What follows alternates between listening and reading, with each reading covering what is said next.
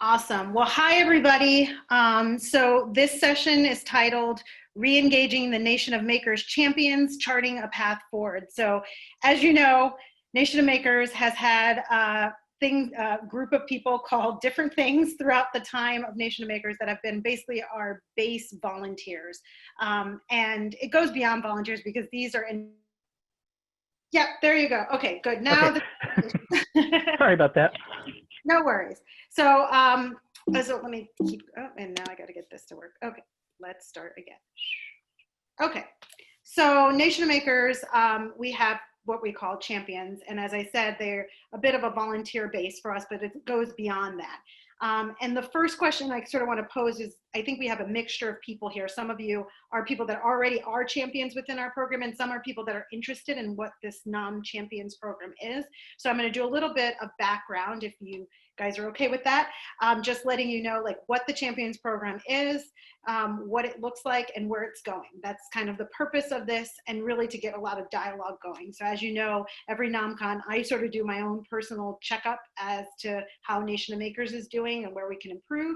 And certainly the Champions program, which was the Ambassadors program, which was a state representatives program, it's been a lot of different things, is definitely one of the programs that can probably do the most in terms of expanding and scaling the work that Nation of Makers does, but it's going to also require the most energy from us, including myself and Nation of Makers and all of you. So the first question is, look, why do we need champions? And I think it's a pretty obvious, sort of rationale. It's really a local response for a global impact.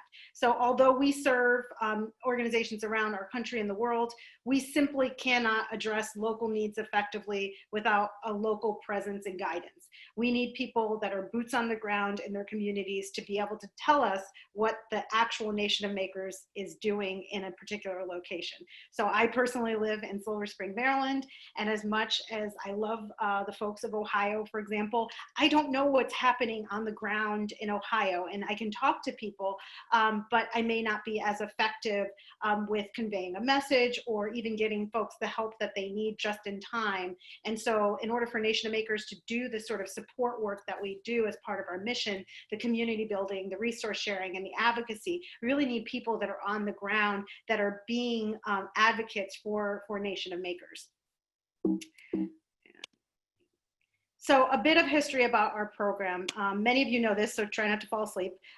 We started this program way back when we started, even before Nation of Makers. So the Champions program, which as I said before, used to be the State Ambassadors program, started at the White House in the Obama administration. And it really was a way for the Obama administration to support and learn from makers across the United States. And so the idea there was that you could have a representative from every state within our country and get a good view of what making looked like across the country. So these individuals, again, would come and bring information about their state, give just a snapshot of what was going on in that particular area, and really be used and leveraged to understand what the needs were of the maker community across the United States.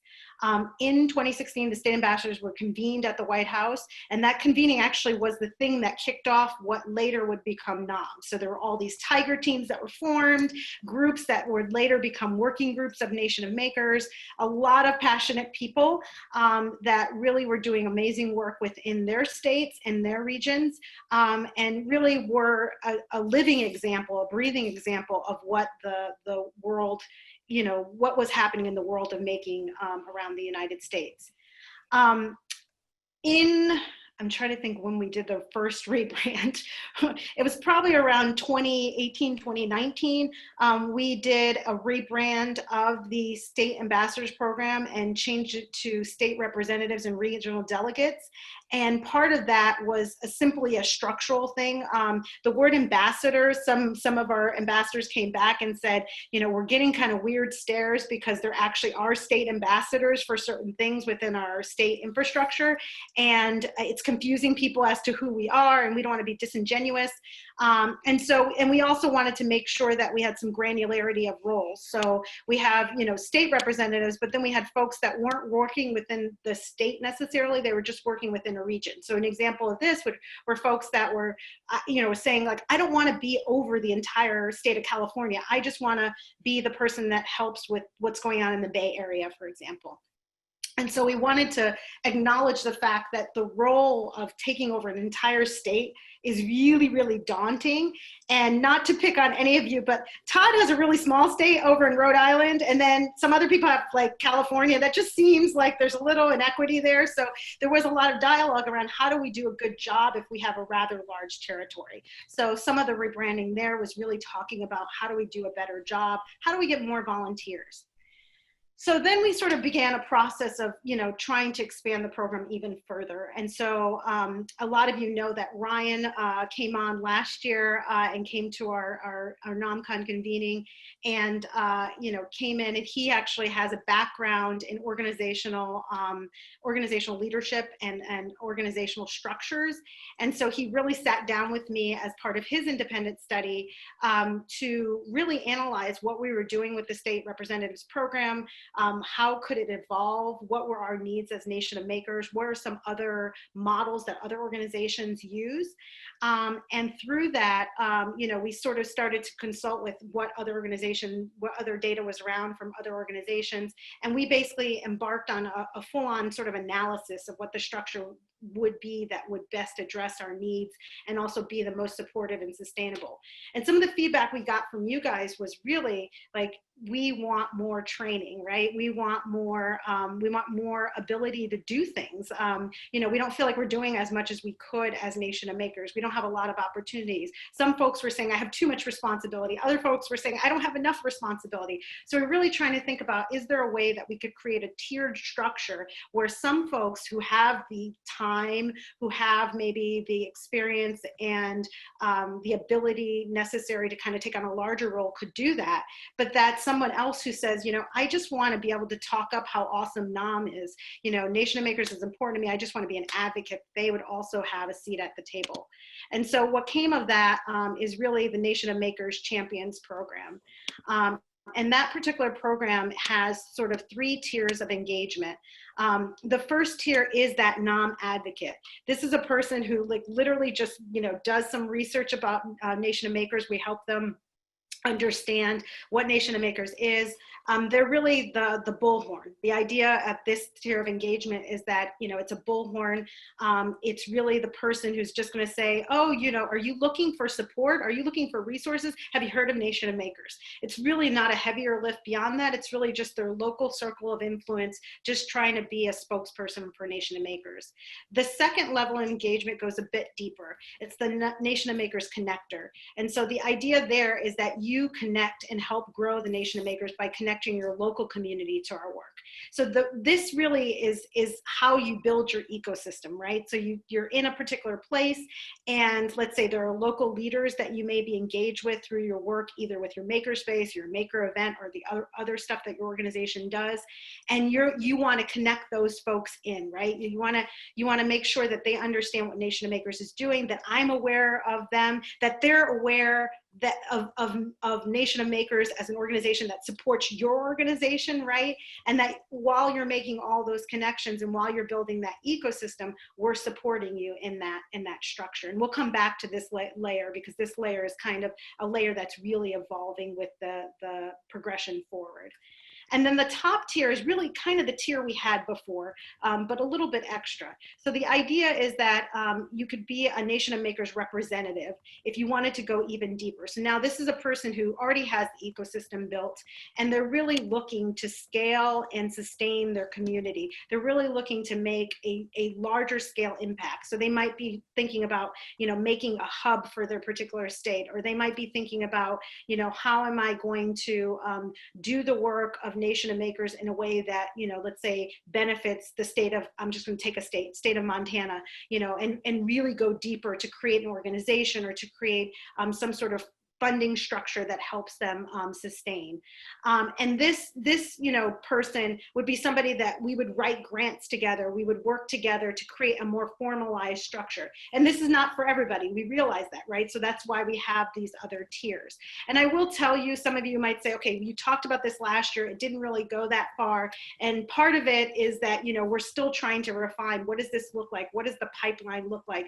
How many people can we actually train effectively? And I think that's one thing that I personally took back, is thinking about how can we best support you, and maybe it doesn't make sense to roll everything out all at once. And so we're going to talk to you a little bit about what we came up with, so that we could address both the needs of sustainability and the ability for me and Nation of Makers to be able to execute this, as well as the sustainability of this program and you being able to get the training that you need.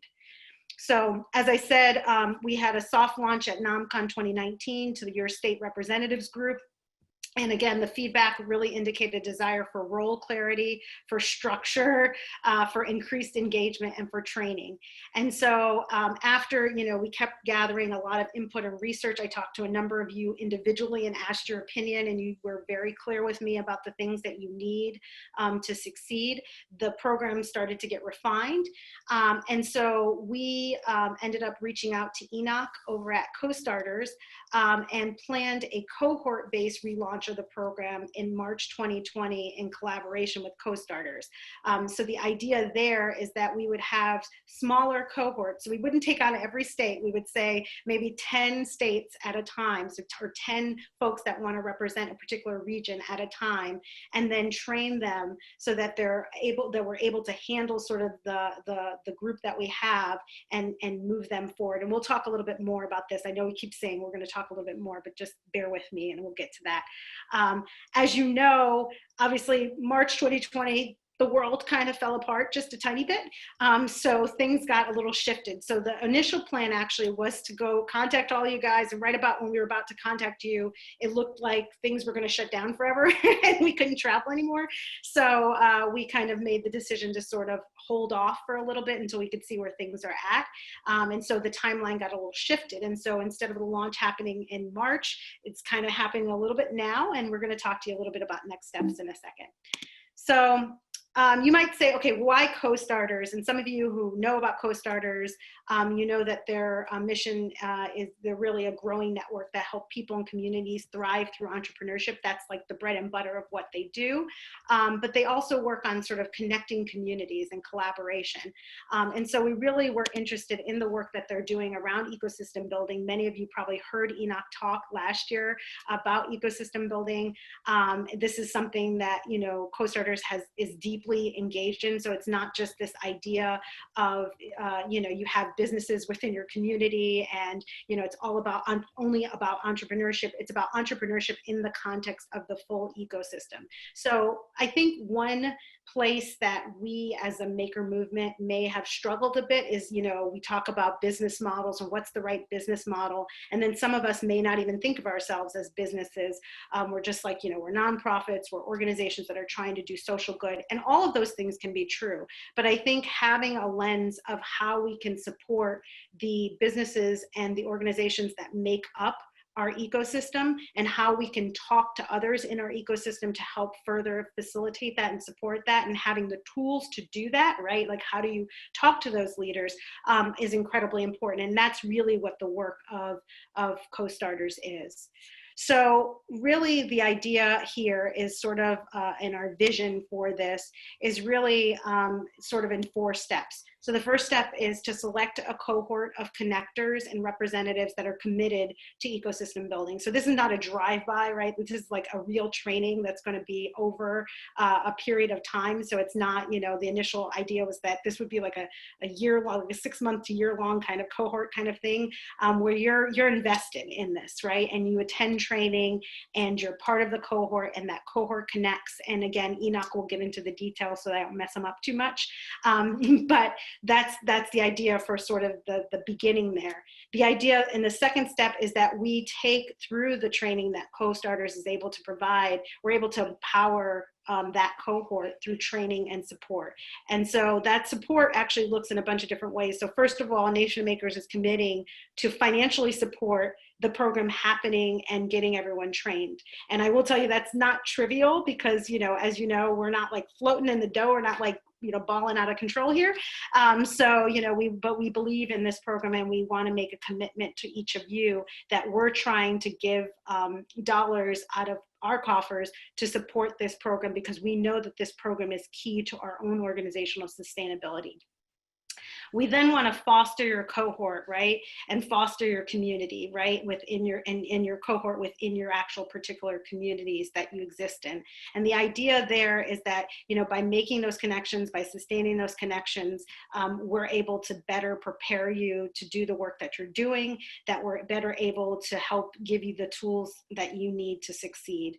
And then the idea in step 4 is that we're able to scale across the US. So again, if that first cohort's only 10 places, we have a lot more places around our country that would want to get engaged in this. And so the idea is that we'd have multiple cohorts coming afterwards. And the great thing is I happen to be a part of a fellowship program, the American Association for the Advancement of Sciences Science and Technology Fellowship, Science and Technology Policy Fellowship cohort group.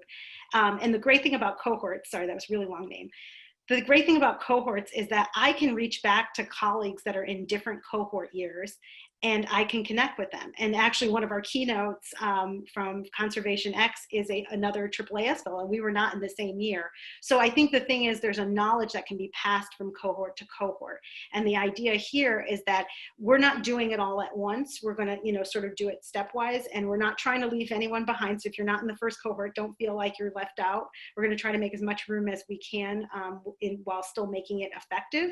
But the idea is there is that, you know, as you come into second cohorts and third cohorts, you'll actually be able to benefit from the experience from those first few cohorts.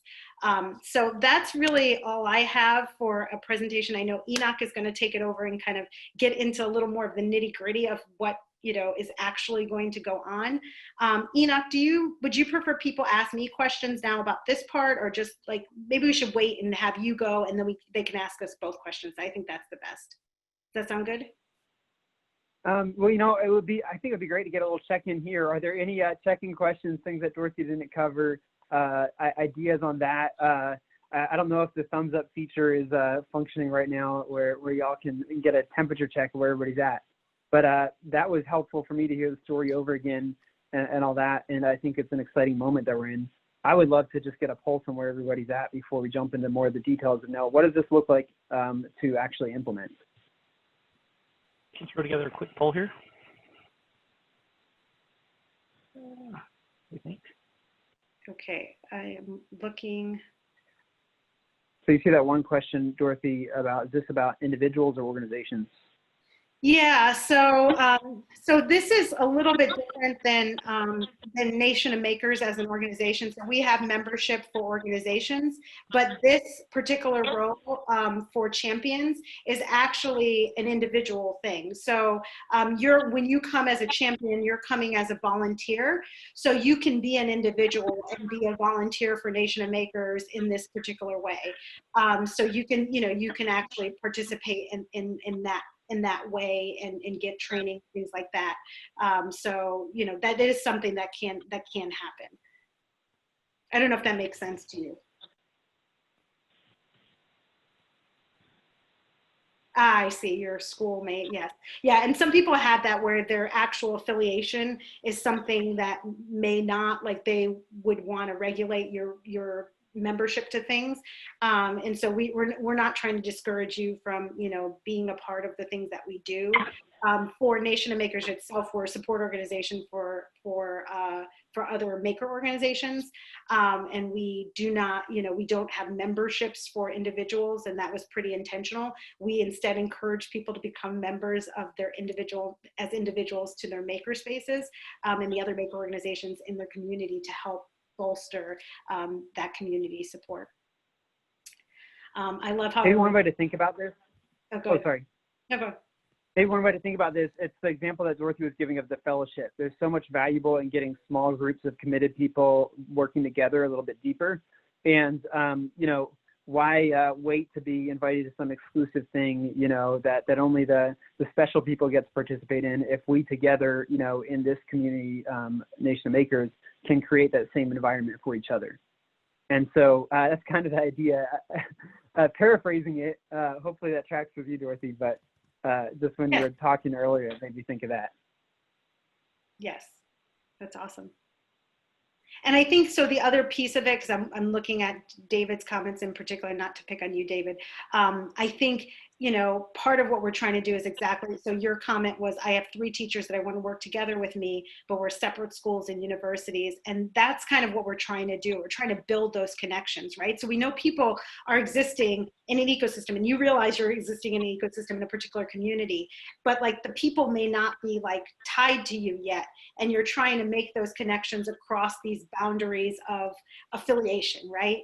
And so a lot of the work that Enoch and Co-Starters does is really, how do we lay out that like group of people that are like your people, right? Like those are the people that get things done, that understand what you're doing, that are part of your network. And how do we continue to expand that and, you know, refresh that as necessary too, right? Because it's not a one-time action. There's a constant kind of back and forth with all the people in your community.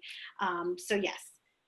All right, Enoch. Great. Well, maybe that's great to just jump into from there, because I think that idea is really important. The context for this work, as we know it, and it's becoming really clear this year, that the systems that have served us maybe in the past are not serving us very well today and into the future. At the greatest scale of society, looking at pretty much any piece of society you look at, you can see the way the industrial age models of doing things and organizing and creating leadership and organizations, it's all breaking down, and we're seeing all the challenges related to that. And so the question becomes, well, what do we do if the current system isn't working? We know it needs to change. We know that when we get together and try to do stuff, we can make stuff happen, but how do we do that in a more repeatable way, in a way, like what are the principles operating behind this so we can do this with less trial and error? And I feel like the past 5 or 10 years in the small business kind of, I hate to use the word entrepreneurship because that's so elitist sounding. Maybe the regular people who are trying to figure out how to make their stuff be sustainable. That group of people, we've been kind of muddling through, and I want to just to kind of reconnect all this, because again, Co-Starters is positioned as a leader in the entrepreneurship and maybe even the economic development world, which is very strange to me, because we started our work as a bunch of frustrated artists and artisans who didn't get business, and it was just that annoying stuff that got in the way of doing what we loved, and who just wanted to build community through our work. That was our challenge. It was, how do we figure out how to like pretty much like take the best of the business world and figure out how to make our stuff sustainable, so that we can do what we want and share it with the world, which is a very different way of getting at business. And so that's really where we got our start. But along the way, we discovered that there are people all over the country who have a similar type of maybe frustration or dissatisfaction, where they're seeing their community could be so much more, so much better. There's so much opportunity to bring people together in a way that's generative, that builds up the people around them. And somehow it always gets blocked with the sustainability model, right? There's always not enough money, and it's hard to find enough structure to get the chaos organized. And so we found that actually by building kind of a scalable processes to, you could say, I don't know, systematize magic or something, right? Or accelerate serendipity, as Tony Shea says.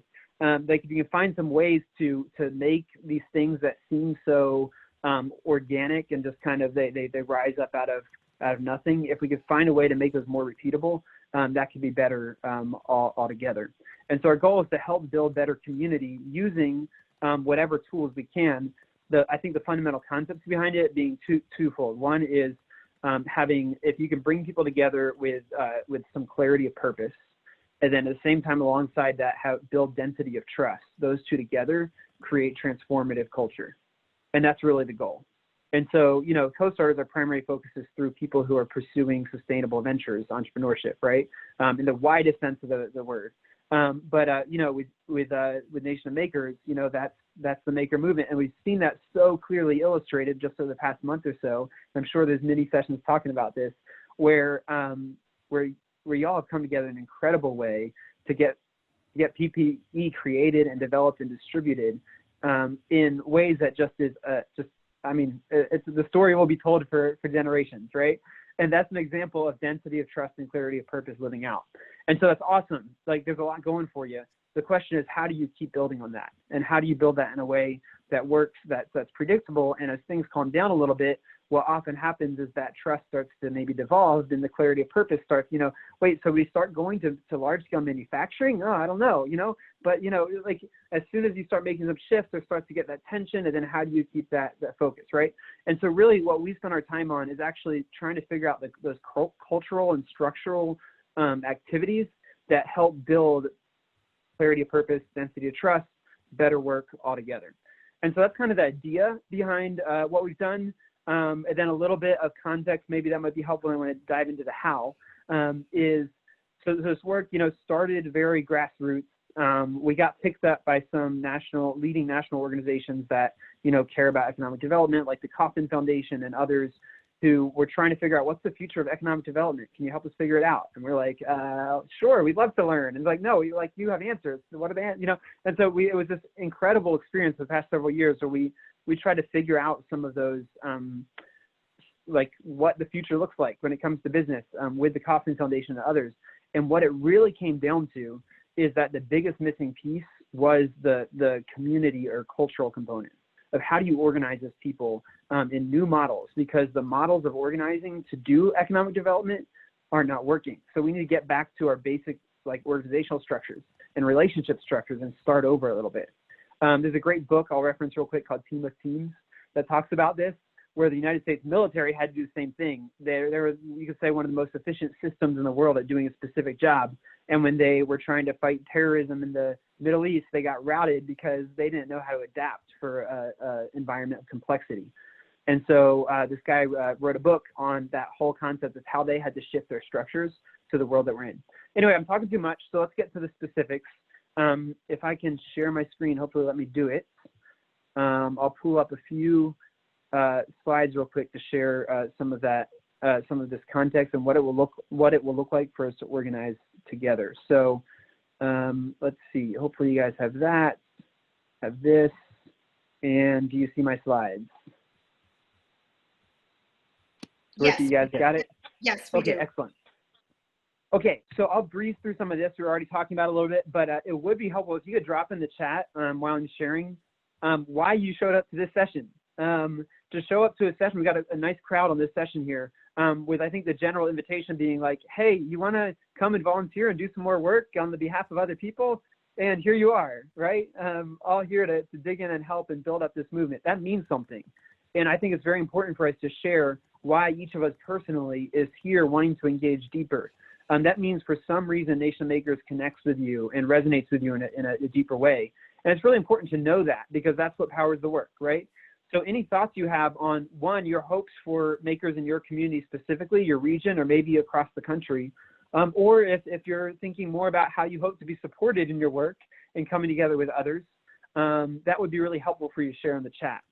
Now, I shared a little bit about co-starters, just a little bit more. We started in Chattanooga, grassroots, artists, artisans, creatives, just people making stuff, trying to figure out how to be sustainable. And along the way, we discovered that communities everywhere needed that help. So we started helping other communities. They asked us, so we said, we'll figure it out with you. Well, apparently it hit a global need that I was talking to earlier, that we're in the middle of a huge transformation from the industrial age to the connected age or whatever's next. And that requires a different way of doing things. And it requires reimagining what business could be and what sustainable activity that builds community could be. And so now we've supported over 200 communities all around the world, mostly in the US, mostly in rural communities, where local grassroots leaders, typically business owners, are self-organizing to figure out how to build a better community, a better society, primarily through business and through entrepreneurial thinking and innovation, but maybe without the business MBA speak attached to that. Generally, what we're about is helping people find their purpose and thrive, in the context of community, connecting with each other, helping each other, and keeping it simple and not making it too complicated, cutting out the MBA speak along the way. Our goal is to have a path forward for every starter. Notice that word starter is very intentional. That's not entrepreneur, that's not business owner, that's not suits and briefcase, and that's not crazy sock tech startup either. It's just anybody who's trying to make something, share something with the world, and make it a sustainable project. That's who we care about. And we really believe that that happens through a strong, supportive environment of trust, where people can connect, support each other, and build a better community. And so we do that through, helping people, communities thrive through entrepreneurship. The general idea of ecosystem building, like I was talking about earlier, here it is on the slide, you can look at it later, but generally we're shifting from, efficiency and kind of holding close what you have and everything being transactional to skills of resiliency and sharing and having more together, and transformational relationships being the thing that actually helps us weather the day. This isn't new to you all. You guys are living this stuff. So I'm just pointing this out because I think it's such an important shift that maybe the communities that we're working in, they don't quite get it.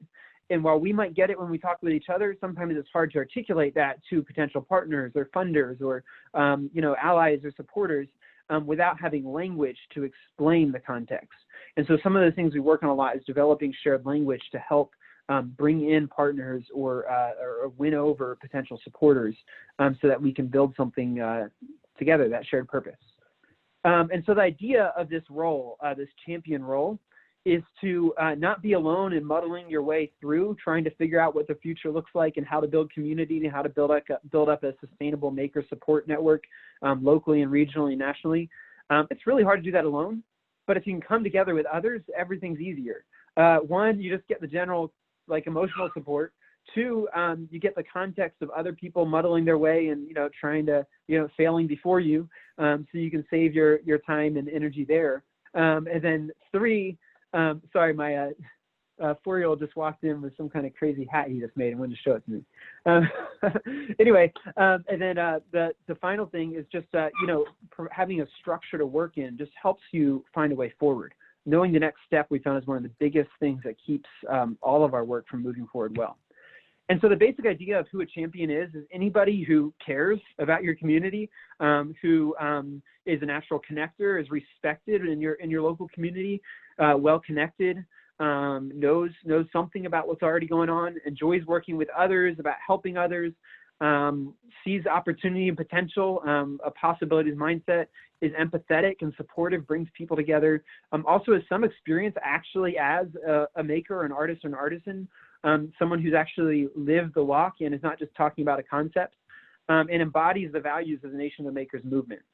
And so that's kind of the basic idea. As a champion, you're kind of a representative of what all this work is about, and your primary goal is to bring people together. What's great about that is it means you don't have to have all the answers and you don't have to know everything and be the best fundraiser in the world or the best space manager in the world or whatever, or the person who's making the coolest things. All you have to do is care and be legitimate and be connected in your community and try, right? And we found that to be true time and time again with the hundreds of communities we've worked with. The biggest difference is committed people who care, who consistently show up and try, and are plugged into a strong support network. The basic activity is no big deal, just trying to change your whole culture in your community, right? So that's it. Of course, through the specific lens of the way you do your work. Every makerspace is different. Every particular way you engage in your community is different. But the way in which your work connects to the wider goal of improving your community, building your community's culture in some way. And so keeping that bigger rallying flag in mind is so helpful. And then the specifics are just how do you do it? How do you demonstrate a better way through your work? Another important thing is just aligning stakeholders or partners or supporters. So it's not just you, waving your flag and burning out as you go. And eventually you fall over and die and somebody, pulls away the body and stands in your place. That's no good. We know that. We see that. We can't let that happen. And so the question is, how can you bring other people together around you so that together you're building momentum and not on the backs of you or others burning out? And then finally, just finding ways to be more effective and efficient with the limited time and resources you have, learning from others around you, providing direct programming and support as needed, but also helping other organizations in the community adopt or take over or take on parallel programming as well. So it's not all bottlenecks within one organization. And then that's really the basic idea behind what it looks like to be a champion. So again, want to please drop in the chat as you think about it further, some ideas, what's percolating in your head. How do you resonate with this role, this champion role? So again, getting back to what I started with, what's driving you in your work? You know, why do you think you might be a good champion? And maybe who else in your community are thinking about you might need to join you in this work, who maybe is not on this call. Like earlier in the chat, we had someone sharing about the people in their school network. So please drop in the chat if you like any thoughts you have there. I then want to really quickly share a few of the resources and tools that we use to help you find focus and focus your energy on taking the best next step forward to build up your community and this wider movement together. And so we have some tools such as the Co-Starters Canvas, which is, again, getting away from all the fancy, complicated MBA speak, but getting down to the basics of business that we all need to just know enough of to make sure we're sustainable as organizations. And so we use this tool to pretty much map any project. It could be a short-term program. It could be for your long-term sustainability plan for your space. It could be for a wider regional effort. But this is the core components of any business model or sustainable project model that we've simplified down to you know, just the basics. What are the basic ideas you have behind how your model is going to work? Visually map them out and then use that as a tool to help make sure you're trending in the right direction and you can make sense of the model in your head as you go forward. So we use that as an assessment tool. We also have a tool called the Stages of Community Growth. And that's a way to see to help identify where the energy is in your community. So many communities have business leaders who do asset mapping, and they can, you know, tally up this big list of there's media partners here, and there's funders here, and there's economic development here. But often they end up missing where the way the culture is evolving and growing. Where are people excited? Where is their energy? We saw that around COVID and the response needed around PPE, right? There was energy there. And so pretty clearly, like, how does the maker movement respond to COVID? Well, here's a very specific opportunity, energy here. This is probably where we should go, right? The Stages of Community Growth tool helps identify kind of at what stage activity is, where it's heading, what its trajectory, and where the energy is.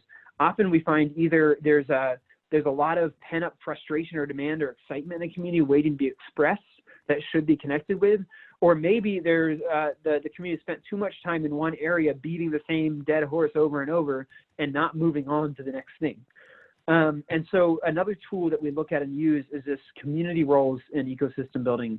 Again, this idea that I think often we're presented with in the type of culture that we're in, which is there's the lone savior who represents the maker movement for the region, and everybody points to you. They put you on the pedestal. You're the person. You get all the emails. You're the default organizer. If anything happens, it's your responsibility to make it happen or it doesn't. And that's an exhausting place to be. And that's a place that kills so many of us and burns so many of us out. And that's assuming this idea that there is this role, the leader role, right? We're the lone ecosystem builder, we're the lone community builder, we're the lone organizer. And that's not true, and that kills us. And so this community roles model that we developed is to just looking at communities over a decade here now of what are the common roles in a community that together are all needed, which isn't one person, but it's building that kind of grassroots team, right? The champions, the resource mappers, the storytellers, the gate openers, the mad scientists, do the crazy experiments, the action drivers, the rainmakers, the superheroes, right? All those different roles together. How together do we build community as a team, sharing resources and responsibilities, and not try to do it all on our own? And so that's some of the resources and tools that I'd love to dive in deeper with you all if you're interested in engaging this process, and what it would look like if you're saying like, yeah, sign me up, this is great, count me in. Next steps would be to, one is we're going to have an orientation that goes a little bit deeper in some of these tools and resources in a couple weeks. And so that's pretty much next step is be on that orientation conversation. And then from that, we'd work together with you individually, one-on-one, to develop your local community action plan. What is the right thing for you to do as a person in your community, with the context, with the energy in your community, the excitement, frustration, with the resources and people around you? What actually makes sense to be the best next step for you to do in the next 6 months to a year? And then we'd work with you both one-on-one and as a group of champions together to figure out how do we move forward? How do we get the obstacles out of the way? How do we use all the best resources that we know of? How do we crowdsource this stuff and move it forward with a good community of support? And then we'll provide access to tools and resources, either things that we've developed or things that others have developed. We'll make sure we queue up the right thing that actually makes sense and helps you personally and the group together as well. And we'll do that all in a supportive community where we cheer each other on, connect each other as needed, and keep each other accountable a little bit so we move forward. And so the specifics are right here. This slide is also on the sketch session. But the orientation session to go deeper on this, if you're interested in going further, is June 11th at 3 p.m. Eastern. If you want to, you can get in early and start filling out an assessment to get a pulse of where your community is, but we'll cover that in the orientation session, so no need to look at that now. The other thing is just, commit and say, I'm going to do this. I'm going to be a champion and do this formally together. Normally, outside of Nation of Makers, this is something that we actually work with local champions to find local sponsorship for them to cover this activity and role. But through the partnership with Nation of Makers, they've invested in this so that so this is not something that you have to worry about at this point. However, we do want to help you to build up local support in the future so that you can build up more local incoming sustaining revenue. Then the next step would be defining a community action plan for your community. And then make things happen in your community together with a group of peers where we all work together to help our action plans move forward, meeting together as a group and then also in smaller groups together as needed to keep things going. And so that's it. That's the basic timeline. I wanted to point out a couple other things. Later on for this event, there'll be a workshop that I'll be hosting on how to pivot makerspace models and support your members in being more sustainable in their organizations or in their work as needed. And then we'll have that ambassador orientation on June 11th.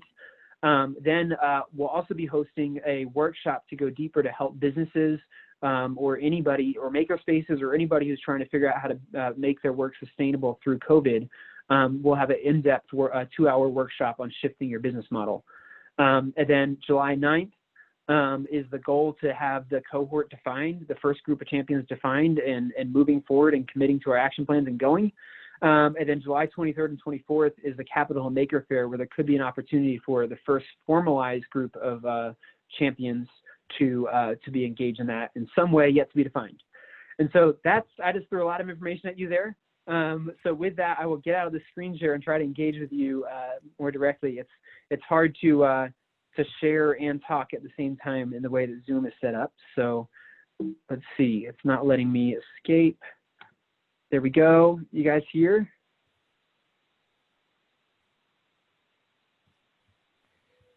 All right, I think I turned off my video. Okay, you guys here? Yep. Yes. Wonderful. Okay, so I guess to wrap up our time, questions, thoughts, what's next? Where do you see this maybe not working? What do we need to anticipate for this to work well? Anything in the chat around maybe how you're thinking already personally about your work, how you might engage? What do you got? So it sounds like this is a sort of framework that can be really adapted to what our local situation is in a lot of different ways, basically. I've seen some questions on asking about more defined roles, but what I'm getting out of this is that it's kind of that the roles are kind of not strictly defined because they might be different in different areas.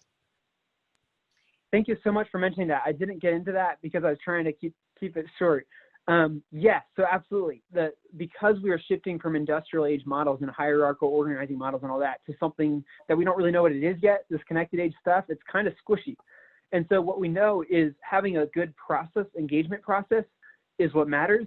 But if we tried to ahead of time define exactly what we'd all be doing and exactly what our role is, we'd kill it from the start because we don't know. And so if we have a group of committed people together trying to figure out and kind of go into the fog together, then we'll figure it out. And that's a sure bet. So yeah, absolutely. We don't know yet what those roles are. And I mean, to be honest, we just think those are the roles that seem to be the clearest ones, that list I shared on the screen. But there could be other roles that, this might all change in 3 months. But the goal is to have a good start, a good structure to ask the right questions. Which roles do we need in my community, in my context? How do I know? How do I figure it out? How do I define it? And how do I get feedback from others to help me sort it out when I'm stuck? So that's exactly it. A very structured process so that we can like pretty much throw anything into the process and come out the other side in a good direction. Yeah, and Nation, I mean, this is part of sort of us giving you a toolkit, right? So we're like, we're not sure what you're going to, we can't anticipate everything that's going on locally. Like that's actually what the challenge has, one of the challenges that we've had, right? Is that every context is very, very different and it's constantly evolving. And so I think having sort of these roles be somewhat flexible and really able to be adjusted as necessary, but giving you the tools that whatever you meet and whatever situation you're in, you're able to kind of understand it. And then as we build these cohorts, hopefully some of you will have similar stories to one another and start to be able to share those as well. And so we're really excited about like where this is going to go. Right now we're at the beginning stages. So again, the theme of the conference is sustainability and patience. But I think, you know, we're really, really excited. I'm very excited that co-starters agreed to partner with us on this. I see in the chat, I'm not sure where I'd fit best. How do I sign up without knowing that? That's what that orientation's for. So pretty much if any of this is exciting to you and you're like, yes, like, let's go, join the orientation event where we'll figure out deeper, okay, what does this actually look like? Pretty much the goal is to get all the questions answered so you know, is this the right thing for me? And if so, how would I move forward? So yes, thank you for asking that.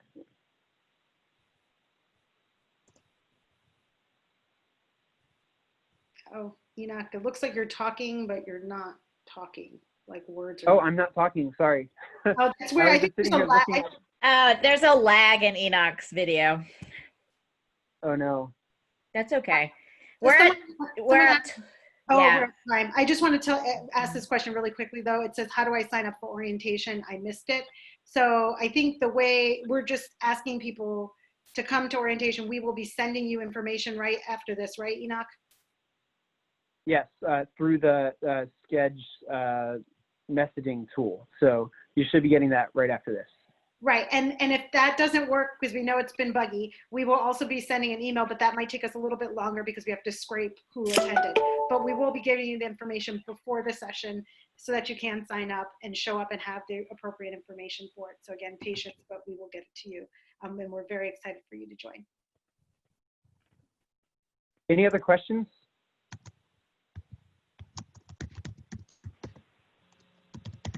Yes, we can start. Hey, Dorothy, real quick, before I go jump on to the state rep session, for any state reps who aren't in this session, do you want me to gather emails of people there who are interested in this as well and pass them back over to you?